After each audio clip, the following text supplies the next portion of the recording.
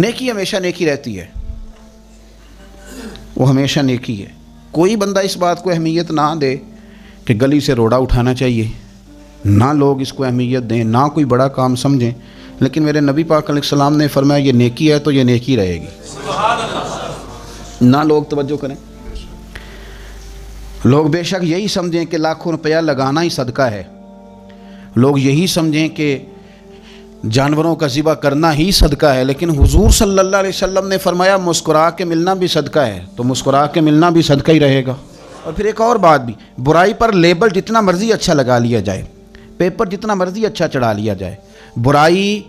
کی وضاحت کرنے والے جتنی مرضی اچھی وضاحت کریں،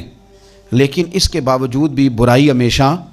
برائی رہے گی، وہ کبھی نیکی نہیں بن سکتی، یہ یاد رکھ لیں، اس کو سمجھ لیں۔ ہمارے ہاں یہ ہوتا ہے کہ برائیوں کا دفاع کرنے والے بڑا بڑا تگڑا دفاع کرتے ہیں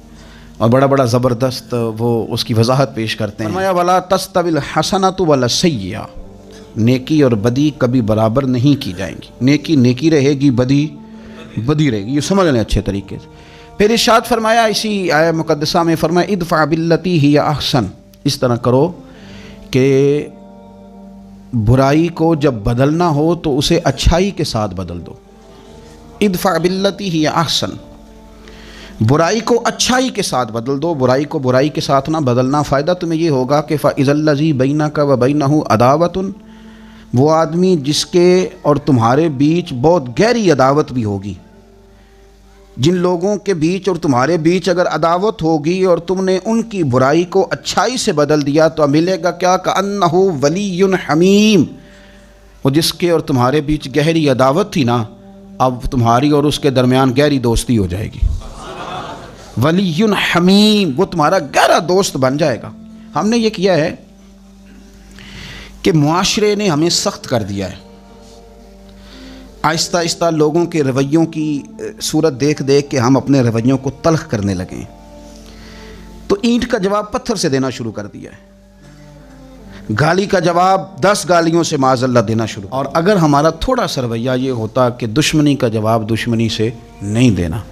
دشمنی کا جواب تھوڑا سا اچھے طریقے سے دینا ہے، پیار سے دینا ہے اور خوبصورتی کے ساتھ دینا ہے۔ حضرت عقبہ بن عامر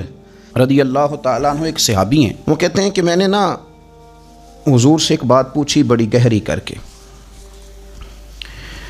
تو نبی پاک صلی اللہ تعالیٰ علیہ وسلم نے 3 جملوں میں مجھے جواب دیا۔ آپ فرماتے ہیں کہ اس پر عمل تو میں نے بعد میں کرنا تھا، لیکن جب میں وہ بات سن رہا تھا نا، اس جواب کو جب میرے کان سن رہے تھے تو اس وقت ہی اللہ نے میری روح کو ٹھنڈا کر دیا، اسی وقت ہی میری طبیعت پھولوں کی طرح حشاش بشاش ہو گئی، میرے وجود میں خوبصورتی دوڑنے لگی۔ امام سیوطی علیہ الرحمہ نے اس کو لکھا ہے۔